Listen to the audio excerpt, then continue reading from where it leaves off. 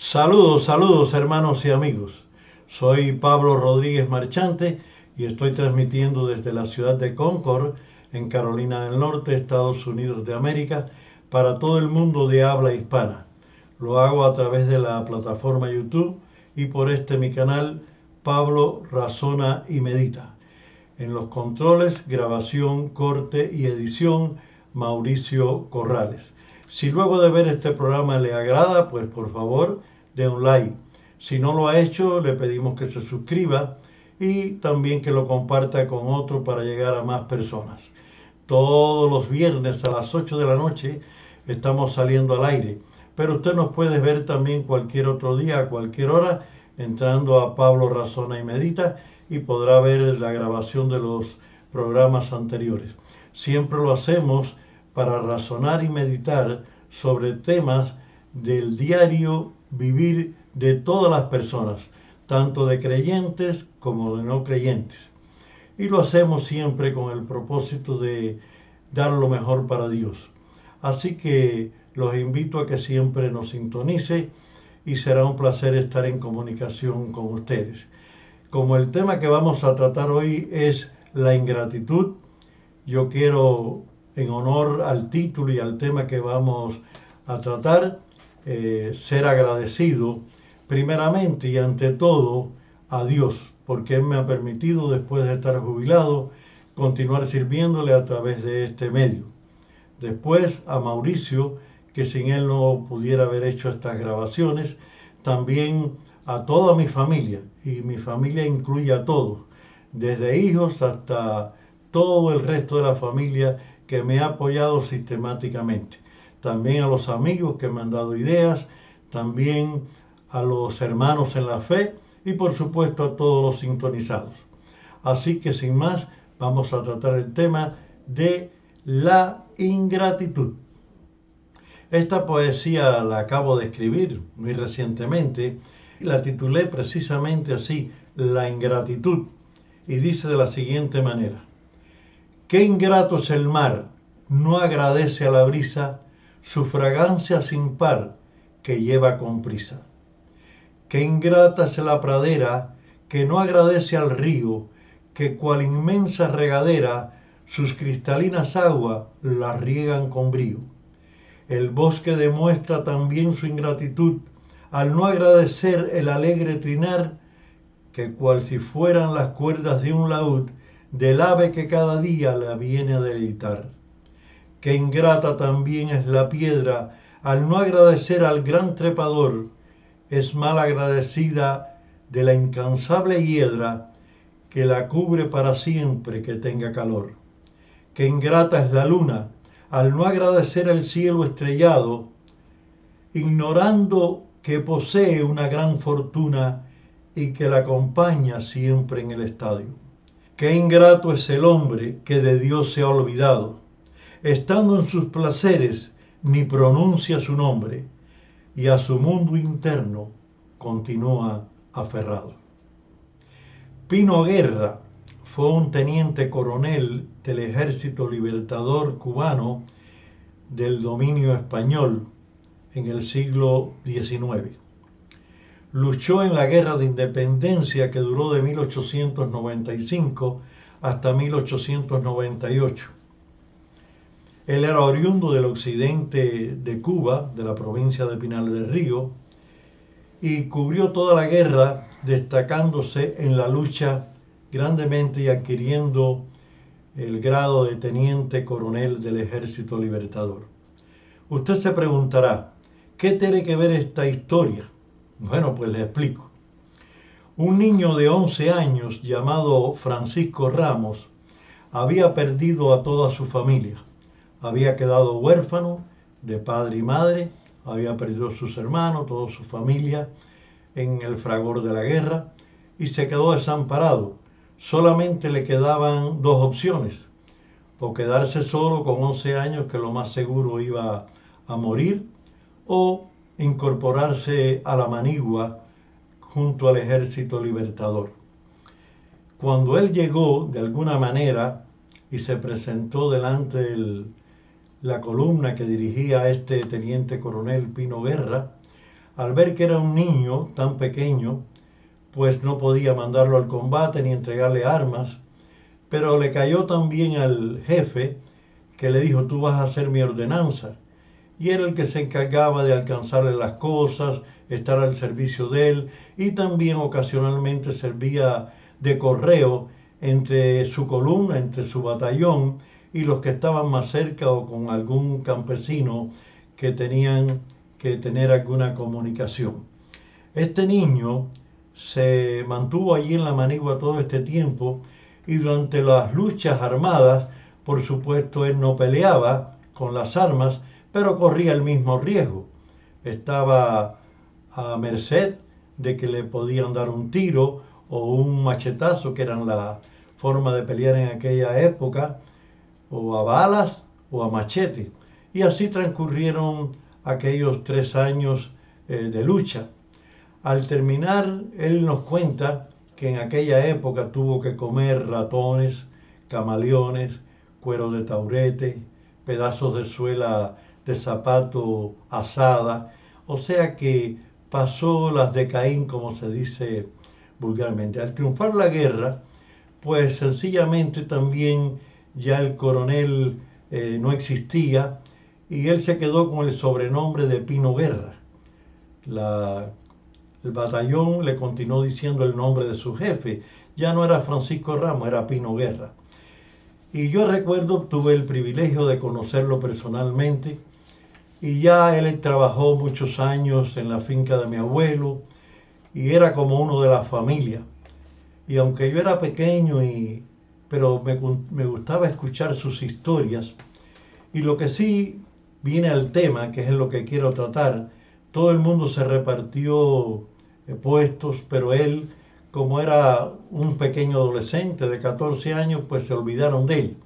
Y él nunca le otorgaron ningún privilegio por haberse mantenido en la guerra. Y yo recuerdo que él luchó mucho para que se acordaran de él, pero todos se olvidaron. Y él lo único que logró una vez que le dieran una medalla de reconocimiento, pero jamás le dieron un centavo como le pagaban a los demás veteranos por haber luchado en la guerra. Y él siempre decía esta frase: qué injusticia, qué ingratitud se ha cometido conmigo. Y este Francisco Ramos, Pino Guerra, murió en la más extrema pobreza, sabiendo él y todos los que le conocimos que el mundo había sido ingrato con él. En Lucas capítulo 17, versículos 11 al 19, leemos lo siguiente: Yendo Jesús a Jerusalén, pasaba entre Samaria y Galilea.